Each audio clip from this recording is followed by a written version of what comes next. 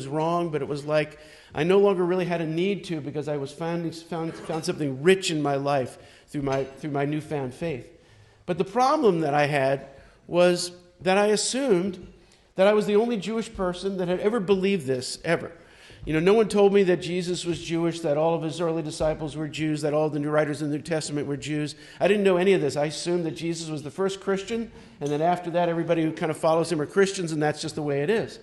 But the problem is being raised as a Jew, being a Jew, there is a sense of identity. I believe that God has put into the hearts of Jewish people a sense of continuing identity of being his people. And so it began as a wrestling match within me as to who am I? What am I? And it really wasn't resolved until the following year when I went to college that I met another Jewish believer in Jesus who began to show from me from the Jewish scriptures that about the prophecies of the coming of the Messiah. And he said that we are called Messianic Jews today. These are Jewish followers of Jesus. And I thought, wow, that's phenomenal. And it finally gave me a sense of connectiveness and identity. It really kind of put things together for me. And so I went home. I hadn't really, my parents were suspicious about my involvement in various groups, but they didn't really know what I believed. I think they were fearful, but they didn't really know. So I went home for one of the breaks and now I felt like I had a way of explaining this to him, being a Messianic Jew, but the good news was not good news to them. Let's just put it that way. And they just broke out, and it became this huge period of turmoil and upheaval and crying. And eventually, years later, they cut me out of the family completely, and I'm considered dead to this day. Now that is much more common in the past for Jewish followers of Jesus, but today it's really quite rare. Unfortunately, in my case, but that's the reality of the way it was. Well, from there, I went to law school. And from law school, I ended up on Capitol Hill working, as Buddy said, as a Chief Counsel on a Senate committee, and really enjoyed my time up there. I have no regrets. I had a wonderful experience, very challenging period. But during my whole time up there, I felt like there was something more. I felt like God was really calling me to something different, to give up this kind of life that I was involved in at this time. And so ultimately, I ended up leaving and enrolling in a Messianic Jewish seminary in the Washington, D.C. area for religious training to be called into the ministry. And then the next step was, well, what's beyond that? Because I really didn't know. And so the head of the seminary said, well, there's a couple of fledgling Messianic Jewish congregations around the country that are looking for a leader, and one of them is in Richmond. And so he said, why don't you go down and check it out? So my wife and I came down here in 1989 to a meeting, Messianic Jewish meeting in a hotel off of Route 95. We came down incognito and sat down among about 25 people as they began to talk about their experiences, and they were mentioning that they didn't have a leader and so on and so forth, and no one knew who I was. We were just... So at the end of the meeting, the person that was leading the meeting came up to me. He introduced himself, wanted to know who we were, and we said, well, we're just traveling through the area. We heard about it, blah, blah, blah. And he said, well, we're looking for a leader, and maybe you're called to be the person. I mean, I was shocked, but it didn't show any shock. Working on Capitol Hill, the political poker face, you don't show any emotion. And so I was like, just shrugged it off, talked a little further. He wanted to know what we were doing. I told him we were in a seminary, blah, blah, blah. And he said it again. He said it a second time. Maybe you're called to be the leader here. So we continued talking. I never gave a hint that I was ever considering such a thing. And he said it a third time in the conversation. And so my wife and I left. We were walking in the parking lot. And I said to her, boy, wasn't that odd what happened here? And she said, well, you don't know what I did. And I said, well, what did you do? She said, well, I was confused about what God wanted for our lives. So I said, Lord, if this is where we're called to be, then have the person leading the meeting come up to us and tell us that we're to be the leader of the congregation. So I was like, wow, okay, now what do you do? I mean, you're kind of stuck after that. And so it was only a few months later in February 1990 where I was made the rabbi of the Tikvat Israel congregation.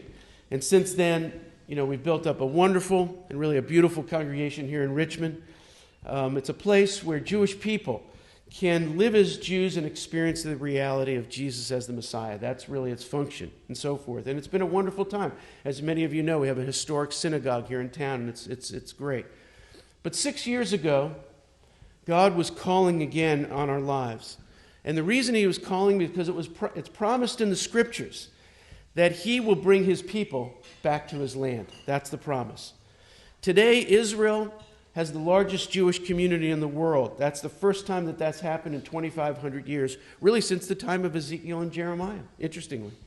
Since that time, thousands of Israelis have come to know the Lord. And the reason is, remember, because the scripture says, first they would return to the land, and then they would return to the Lord. Young American Messianic Jews have immigrated to Israel during this time. As Buddy already said, 2 of our daughters have immigrated there already. Our 3rd daughter, youngest, is already there, and will be immigrating this year as well.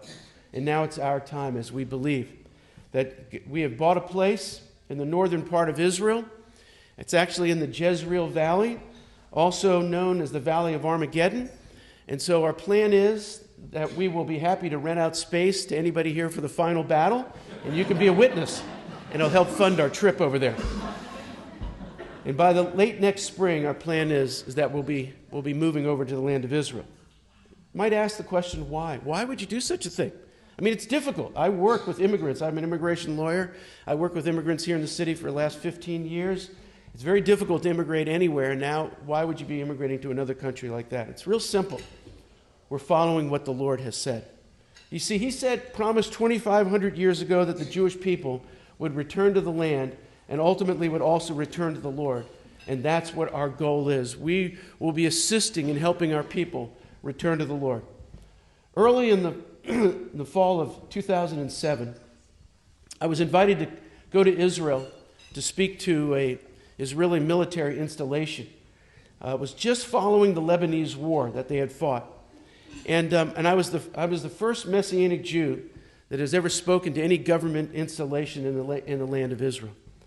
And I was able to announce to the soldiers, the 500 soldiers there, that I was representing the Messianic Jewish community of America. And this was my message to them. I read for them from the scriptures, from the book of Amos. And this is what the book of Amos says. He says, "The days are coming, declares the Lord, that I will bring back my exiled people Israel. They will rebuild the ruined cities and live in them. I will plant Israel in their own land, never again to be uprooted from the land that I have given them." And I said to those soldiers that day, I said, it doesn't matter what the Hezbollah say or what Hamas says or even what the United States says. What's important is what God says. And he said that he brought you back and you will not again be uprooted. And that's the reality. And with that came a huge cheer from these 500 Israeli soldiers. You see, we're going back there. We're going because God has directed us to go back. Now here's where I'm going to close with this question to you. Is what is God directing you to do? Most of you probably not go to Israel to live. I'm guessing that. But this is what Jesus said. He said, "Behold, I stand at the door of your lives and I'm knocking.